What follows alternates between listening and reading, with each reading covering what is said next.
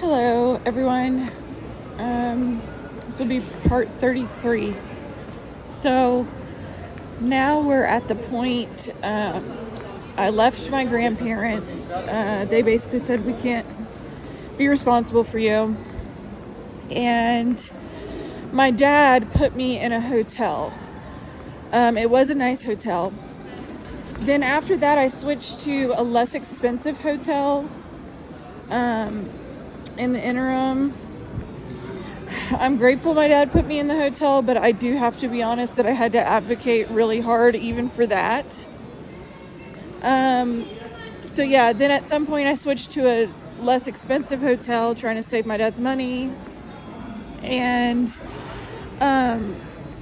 did the usual stacking the furniture against the door and everything. And I noticed after I had left that cheaper hotel, when I came back, I have a video of this, the lock on the hotel, like the frame of the door handle, was not working. And no, I'm sorry, it's not that it wasn't working, it's that it was loose on one corner of it. I have a video of it.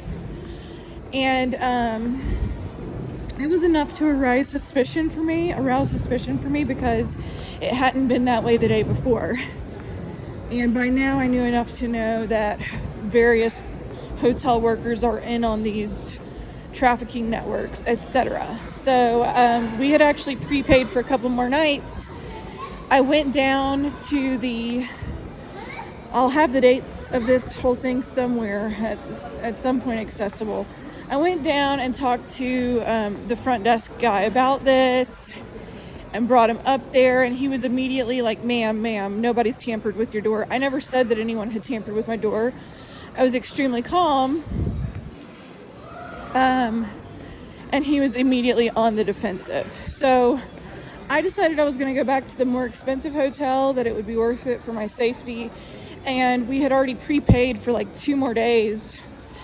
And I just said, because I asked him to fix it, he came up there and he wanted to argue with me instead of fixing it. And then I was like, look, I tried to ask you to fix it, but at this point I'm just going to ask for a refund for the time that I haven't spent here yet. This was at a hotel near Carowinds.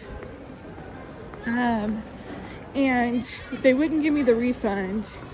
And I actually called the police because they wouldn't give me the refund. Of course, when I called the police, I didn't really make it about the trafficking stuff. I just said, there was an issue with my room. I asked for assistance. They wanted to argue instead of assist me, and I want my money back, and they're refusing to give me my money back.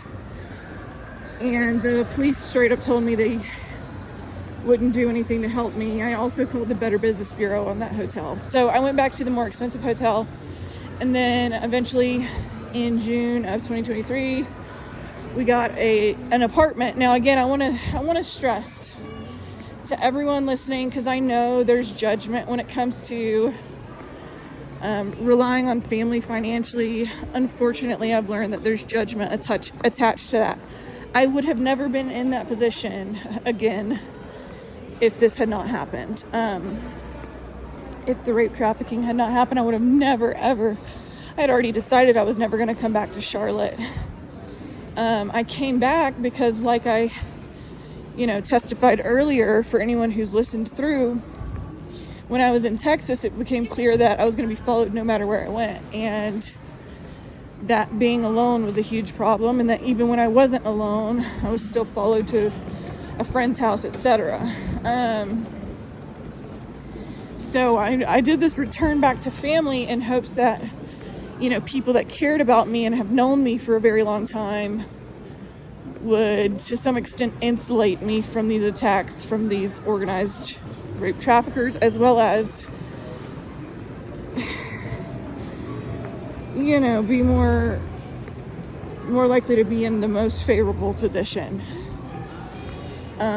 Because at that point, I knew enough to know that these rape traffickers were highly organized, and I knew enough to know that they were probably going to try to get to people to sell me out. Little did I know yet that would end up happening with my dad.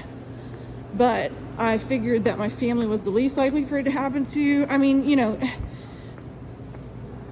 looking back, I wish I had never gone back to my family. I don't regret anything in life, but at the same time, I did not have a choice. The amount that I was being stalked made it clear that I needed to not be alone by any means. Okay, so got an apartment,